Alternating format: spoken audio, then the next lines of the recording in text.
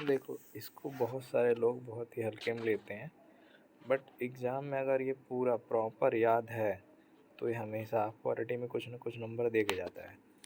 ये लक्ष्मीकांत के बुक का ही पीडीएफ है।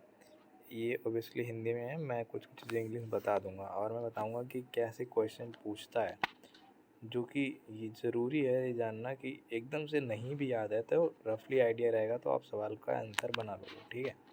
फिर मैं इसमें कुछ आर्टिकल्स भी कराऊंगा जो इम्पोर्टेंट वाले हैं, जो अभी फ़िलहाल के लिए बुक में दिए हैं। हालांकि अब कुछ अलग से पूछा जा रहा है कुछ कुछ, तो वो भी मैं बता दूंगा, ठीक है।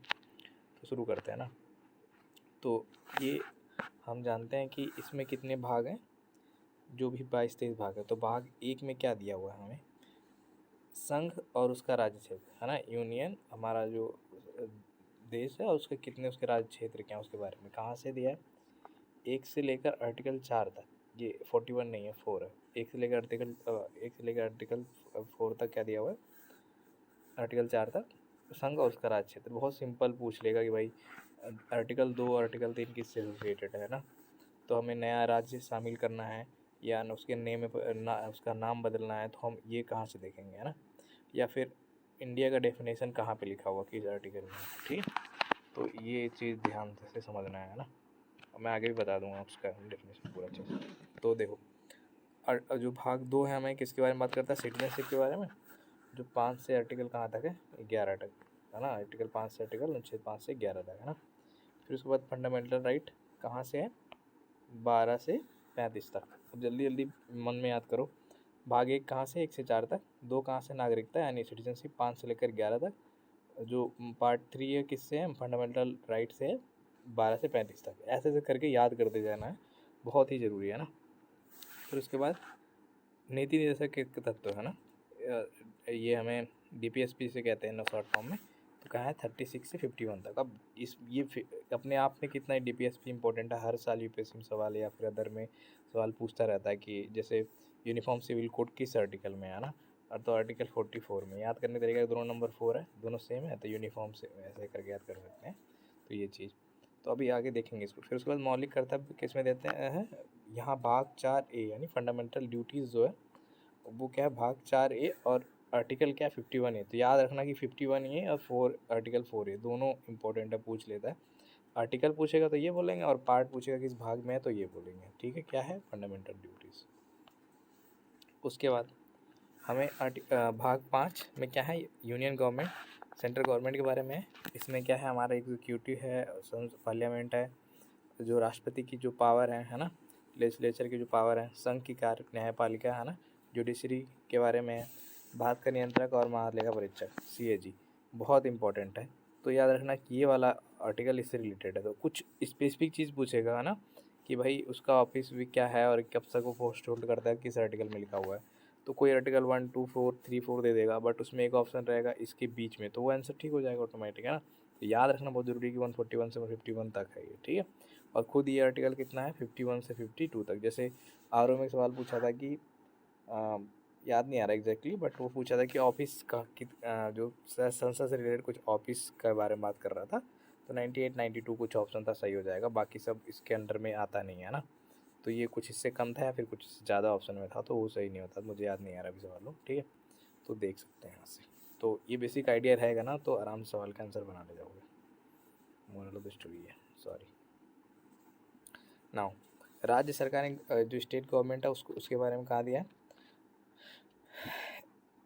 152 में, है ना। 152 से शुरू है और ये कहाँ तक जाता है, 237 तक, है ना। तो जो ये इसमें कहाँ है, 152 से 237 तक है इसमें, है ना। उसके बाद कार्यपालिका की सिक्योरिटी के बारे में कहाँ है, 153 से 167 तक है। उसके बाद विधानमंडल, है ना, कितना है, 168 212 तक है। राज्यपाल की विधायी शक्तियाँ कितना है, 213 में है ना, 213 में। बहुत इंपॉर्टेंट है, याद रखना कि विधायी शक्तियाँ राज्यपाल की किसमें 213 में और प्रेसिडेंट की 123 में, ठीक है। राज्यों के उच्च न्यायालय क्या है, 214 से 232 तक। अधीनस्थ न्यायालय क्या है, 214 से 237 तक, है ना। उच्च न्यायालय हाई कोर्ट, अधीनस्थ न्यायालय माने सब जो डिस्ट्रिक्ट कोर्ट वगैरह है वो सब, ठीक। उसके बाद हम भाग कितना आ गया, 7 में, है ना, 7। ठीक, क्या है ये, राज्यों से संबंधित पहली अनुसूची जिसे निरस्त कर दिया गया, तो इसका कोई इंपॉर्टेंस नहीं है। फिर हम भाग आ जाएंगे 8 में, है ना, पार्ट 8 संघ राज्य क्षेत्र, है ना, 239 से 242 तक है।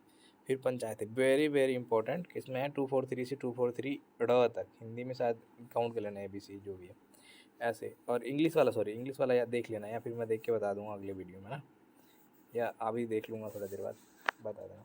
फिर भाग 9 ए में क्या है, नगर पालिका है, 243T त से लेकर 6 तक है ना, तो ये थोड़ा इंपॉर्टेंट है, पूछता है हमेशा ये। नाउ 10 में 9B में क्या है, तो ये याद रखना क्या है हमें, कोऑपरेटिव सोसाइटीज़, 243 ZT से H से ZT तक है ना, वेरी इंपॉर्टेंट। फिर 10 में क्या है, अनुसूचित और जनजातीय क्षेत्र, है ना, 244 से A तक, है ना। फिर उसके बाद 11 में क्या है, राज्य और संघ के बीच में संबंध, कैसे संबंध होते हैं, हमारे फाइनेंशियल वाला हो गया, एडमिनिस्ट्रेटिव वाला हो गया ना, तो ये आर्टिकल 245 से 263 तक है ना। भाग 12 वित्त, संपत्ति और संविदाएं, वाद, ऋण लेना और ये सब जो भी चीज़ें संपत्ति के अधिकार, ये कहाँ है, इस आर्टिकल में 264 से 33A। याद रखना कि ये वाला आर्टिकल कितना इंपॉर्टेंट है, कि पहले फंडामेंटल राइट था, उसके बाद हटा दिया गया, तो ये चीज़ है ना। उसके बाद राज्य क्षेत्र के भीतर व्यापार, वाणिज्य एवं समागम, तो हम कैसे ट्रेड करेंगे वगैरह होगा, ये भाग किसमें 13 में है, बहुत ही इंपॉर्टेंट है ना। सीधा सीधा थोड़ा सा बड़े लेवल वालों में आज क्वेश्चन में आता है किस भाग में दिया हुआ है, तो ये 13 में हो जाएगा ना। फिर राज्य के अधीन सेवाएं, तो याद रखना 312 वाला तो एकदम सब UPSC वाले को सबको ही पता होता है 312 वाला ना, तो ये देख लेना क्या है, 308 से 323 तक है ना। फिर अधिकार ट्राइब्यूनल क्या है, किसमें है, 13, 14 A में, ठीक है। 323A से लेकर 323, यानी 323A से लेकर 323B तक है ना, 323A 323B। फिर निर्वाचन के बारे में क्या है, 324 बहुत इंपॉर्टेंट है, और ये इसमें यहाँ तक है 239A तक। फिर विशेष प्रावधान कुछ वर्गों से रिलेटेड 2330 to 342 यानी 342 तक। फिर राजभाषा, संघ की भाषा, प्रादेशिक भाषा, और हाई कोर्ट और सुप्रीम कोर्ट से रिलेटेड जो भी भाषाएं हैं, कहाँ है 343 से 341 तक है ना। और इसमें भी 341 वाला जो आर्टिकल है ये बहुत इंपॉर्टेंट है। फिर आपात उपबंध हम जानते हैं किसमें है, 18 में हो जाएगा, और क्या है 352 360 तक, इसको एक्सप्लेन करना है कि कहाँ तक होता है, ठीक है। उसके बाद ये ऐसी दिया प्रकृति 360 361, संविधान संशोधन, ये तो बहुत ही फेमस है, 361 363 भाग 20 में दिया हुआ है, और कहाँ पे है, किस आर्टिकल में 361, तो बहुत इंपॉर्टेंट है ना, बहुत ज़्यादा। फिर संक्रमणकाली विषय उपबंध, ये सब कभी नहीं आते नॉर्मली, फिर भी याद रख लेना कि क्या पता आ जाता है कुछ भी पूछ के, है ना। तो ये चीज़ है, कुछ इंपॉर्टेंट आर्टिकल देख लेते हैं जो एग्जाम पॉइंट ऑफ व्यू से बहुत ज़रूरी है। जैसे भाग 1 में क्या है, संघ का नाम और राज्य क्षेत्र, है ना, इंपॉर्टेंट है ये कि भाई एक आर्टिकल 1 में क्या है, ये चीज़ है। अब आर्टिकल 3 मैंने बोला था कि बताऊंगा, तो यहाँ पे आ गया, नए राज्यों के निर्माण और वर्तमान राज्यों के क्षेत्र सीमाओं या नामों में परिवर्तन। और आर्टिकल 2 में क्या होगा, नए राज्यों का अपने अंदर शामिल करना, मतलब दूसरे से लेके। 13 में क्या, मूल अधिकारों का संगत या अल्पीकरण करने वाली विधियाँ शून्य होंगी, है ना, कि अगर मूल अधिकार कोई वैसी रूल बनाएगा तो वो क्या हो जाएगी, खत्म। 14 विधि की समान समानता की बात करें। 16 में क्या होता है, लोक नियोजन में आवश्यक समानता, इक्वल अपॉर्चुनिटी की बात करेंगे ना। उसके बाद 17 में क्या होगा हमारा, अनटचबिलिटी का हो जाएगा। 19 में क्या होगा, हमें फ्रीडम है किसकी, बोलने की आज़ादी का, है वाक। और 21 में क्या, प्राण और दैहिक स्वतंत्रता। 21 में प्राथमिक शिक्षा का अधिकार, वेरी इंपॉर्टेंट, 21 में क्या है, प्राथमिक शिक्षा का अधिकार। 25 में क्या, अंतःकरण और धर्म को अबाध रूप से मान्य और आचरण करने का वाला, ठीक है, किसी भी धर्म को मान सकते। शिक्षा संस्थानों में स्थापना और अल्पसंख्यक वर्गों का अधिकार। 30 में ग में क्या है, नीति निर्देशों को प्रभावित करने वाली विधियाँ जो भी है। 32 क्या, मौलिक अधिकारों को प्रवर्तन करने के लिए रिट, इंपॉर्टेंट है कि 32 के तहत का रिट कौन जारी करता है, इसमें सुप्रीम कोर्ट जारी करता है। हाई कोर्ट को बताओ कि कौन किस आर्टिकल के तहत। फिर 38 में क्या, राज्य लोक कल्याण की वृद्धि के लिए संवैधानिक व्यवस्था बनाएगा कि लोक कल्याण के लिए। आप व्यक्ति के बगैर बात नहीं होती, क्वेश्चन कोई पूछ लेता कि भाई इंडिविजुअल है या फिर ये मतलब सामूहिक रूप से है, तो ये देख लेना कि भाई सामूहिक कल्याण की बात होती है यहाँ पर, वेरी इंपॉर्टेंट है ना, बहुत मायनर है ये, ठीक है, छोटे मोटे एग्जाम में नहीं आता, थोड़ा बड़े में आता। फिर 40 आर्टिकल 14 क्या है, ग्राम पंचायतों का गठन, बहुत इंपॉर्टेंट। फिर 44 याद मैंने बताया था अभी, समान नागरिक संहिता है, अभी उत्तराखंड में इसमें कितना लेके विवाद था, तो वो है। 45 में क्या है, 6 वर्ष से कम को निःशुल्क शिक्षा, है ना। 46 में क्या है, अनुसूचित जातियों और उनको कमजोर वर्गों के लिए संबंधित जो भी है अच्छी चीज़ें करना उनके लिए, बेसिकली उनका कल्याण करना, है ना। 50 क्या, न्यायपालिका से कार्यपालिका का वितरण बहुत बार सवाल में आ चुका है। अंतर्राष्ट्रीय शांति और समझौता ये भी आ चुका है। और 51 अभी हमने ऊपर देखा। फिर 72 क्या है, राष्ट्रपति की शक्ति क्या क्या कर सकता है वो, ठीक। अब ये पूछ लेगा कि भाई दंड में निलंबन क्या मतलब है, परिहार का क्या, लघुकरण क्या क्या है, ठीक है। कम्यूट क्या होता है, रिस क्या बोलते हैं, रिस्पाइट समथिंग, है ना। तो वो सब है कि क्या कर सकता है। पैराडन तो एकदम माफी हो गया पूरा, तो वो सब चीज़ें इंपॉर्टेंट है। इसका मीनिंग भी पूछ लेता है। फिर भी आर्टिकल 72 याद रखो। 74 में क्या है, राष्ट्रपति को सहायता और सलाह देने के लिए मंत्रिपरिषद, है ना। 74 में याद है। और 78 में क्या, राष्ट्रपति को जानकारी देने के लिए, जानकारी के संबंध में प्रधानमंत्री के कर्तव्य क्या है। 101 में क्या, धन विधेयक के परिवार से याद रखना है ना, मनी बिल। 112 में क्या है, बजट, जिसे हम कहते हैं नॉर्मल लैंग्वेज में, और संविधान यानी कि जो कॉन्स्टिट्यूशन इन लैंग्वेज क्या है, वार्षिक वित्तीय विवरण, ठीक है। 123 में क्या है, संसद के विश्रांति काल में अध्यादेश प्रखर, राष्ट्रपति के जो अध्यादेश जारी करने की शक्ति है उसके बारे में बात करता है कौन, आर्टिकल 123 अभी हमने ऊपर देखा। 143 में क्या, उच्चतम न्यायालय से परामर्श की शक्ति।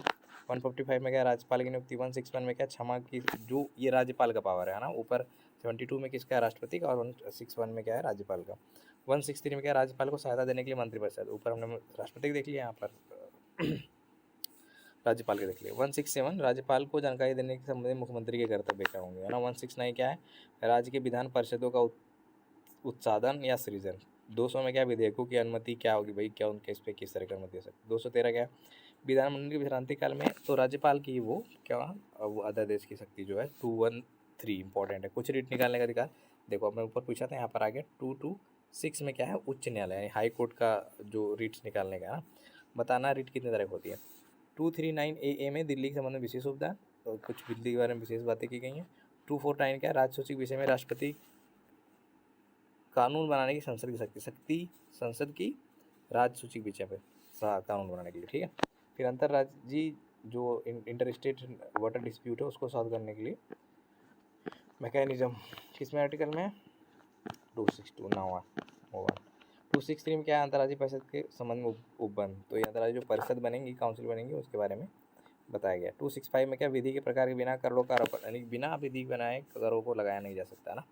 कुछ राज्यों में संघ से अनुदान है, यानी जो अभी उन्हें अनुदान मिलेगा फ्री की। वित्त आयोग 280 वेरी इंपॉर्टेंट। 3 में क्या, वाद और कार्रवाइयाँ कैसे की जाएगी, बिना व्यक्तियों को बिना प्राधिकार, बिना रूल बनाए उनके उससे वंचित नहीं किया जाएगा, यानी legal right of money, money यानी कि जो संपत्ति है उसकी लीगल राइट, है ना। पहले हम फंडामेंटल राइट था। 311 में क्या है, संघ के अधीन सिविल हैसियत में नियोजित व्यक्तियों या कैसे हटाया जाएगा उसके बारे में। 312 में आखिर बात है, अभी ऊपर मैंने बात करा था, वेरी इंपॉर्टेंट, है ना।